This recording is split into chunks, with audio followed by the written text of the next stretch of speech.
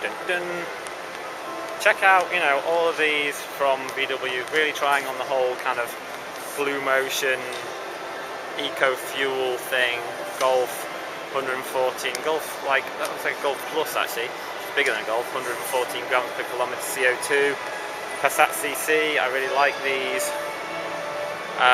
God knows what that is, but that's a Euro 6, so that's, I wonder whether that's using the AdBlue exhaust system to kill off the last of the worst bits that the exhaust spits out.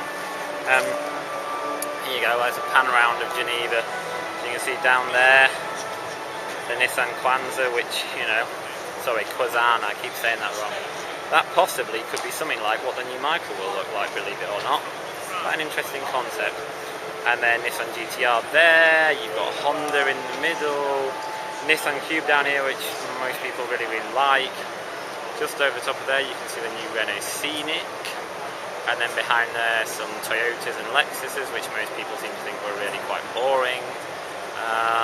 In the middle, just focusing here on, that's Fisker, which people in the US will have probably seen before in LA or Detroit.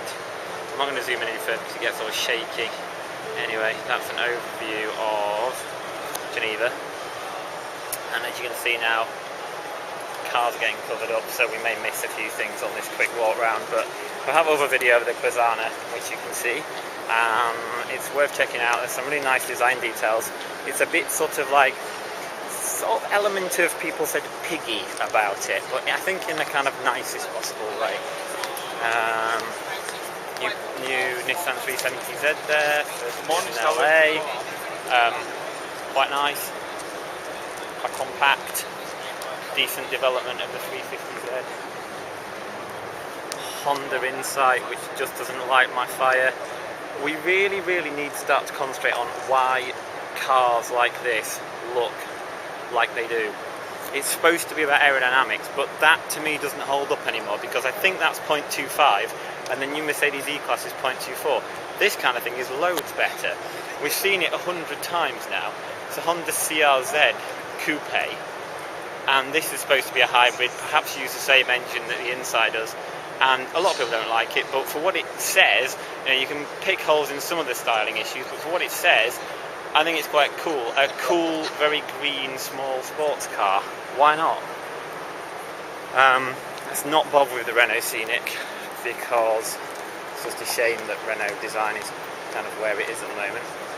It's monster matte black rabbit, which is cool. Quite a lot of matte cars actually. There's a white matte Tesla somewhere, which is quite interesting as well. And for me, this is like, it's going to sound immensely weird, but this is one of the stars of the show. This is the European Tata Nano. Now bear in mind, Tata has said they can do this for $2,500. Okay, it might look a bit like an egg or whatever, but they've made the wheels bigger and they've worked on the front, and I think it looks a lot better than the first car we saw launched a year and a half or so ago. I think Tata could sell thousands, millions of these, and just look at that. CO2, 98 grams per kilometre, fuel economy, 4.2 litres per 100 kilometres. That's better than a Prius, ladies and gentlemen. So I think if we in the West are going to have problems with the fact that India is going to buy these by the truckload, we need to probably get our own house in order first. Which way are we going to go?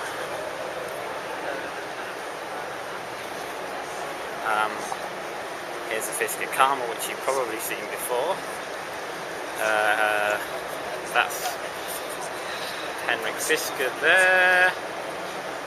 He's talking to John Olaf, I forget his name, I think Williamson from Think.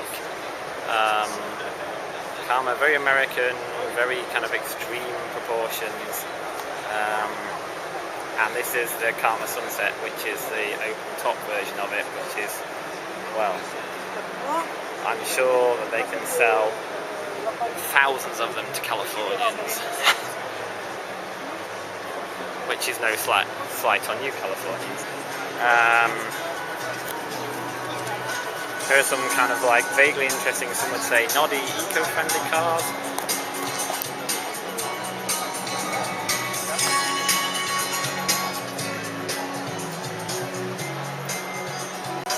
So yeah, this is I suppose like a neighbourhood electric vehicle from, I think it's from, yeah, the region of Poitou-Charentes in France. French seems to be really going for EVs in a big way when you consider the auto lead thing. Excuse the horrendous music.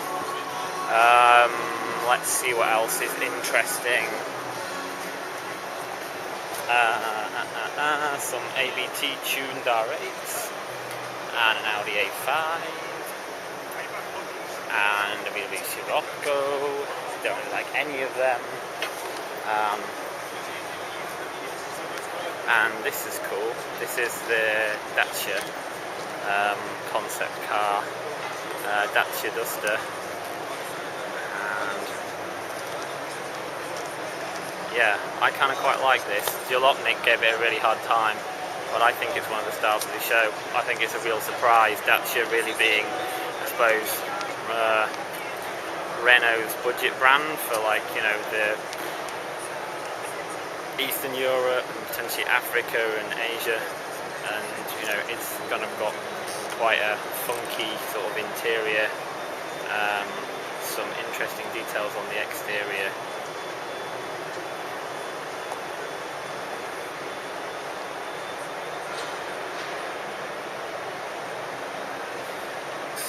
In case they use the Renault DCI engine. This body panel sweeps and then splits out and kind of forms, it's like Ferrari way, sort of like the body continues down inside and then this kind of thing forms a wing around the back edge. Not entirely sure about the front and wrapping this light all the way to the door. Quite a strong sort of bold grille.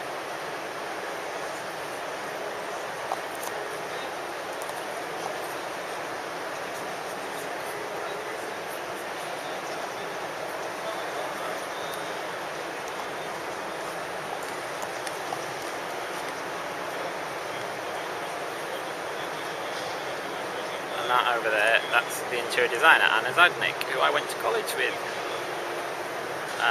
Note like the bike inside and the like wrapped around driver's seat, and how the IP, the instrument panel, kind of falls away or sweeps away to the front of the car to like leave a cutout sort of space. Quite like the rims.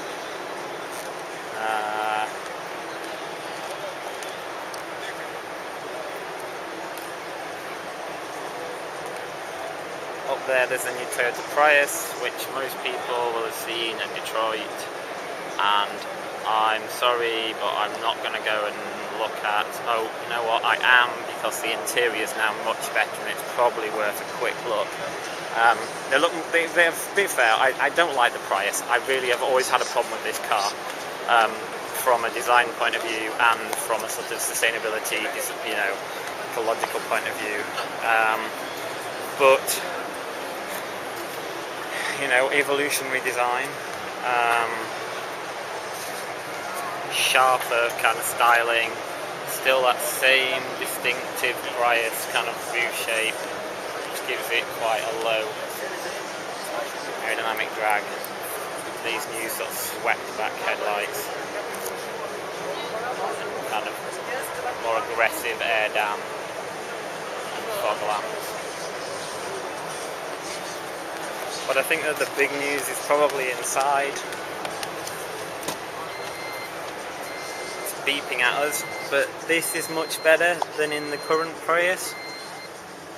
Got this little kind of gear knob now instead of that funny thing you used to have on the dashboard, and a much better sort of placement of the sat-nav screen, and overall it feels a bit more sort of driver orientated.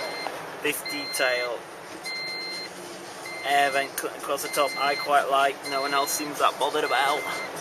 And this whole expanse of grey, which is a bit unrelenting, it kind of feels a bit softened, a little bit smaller than in the current car.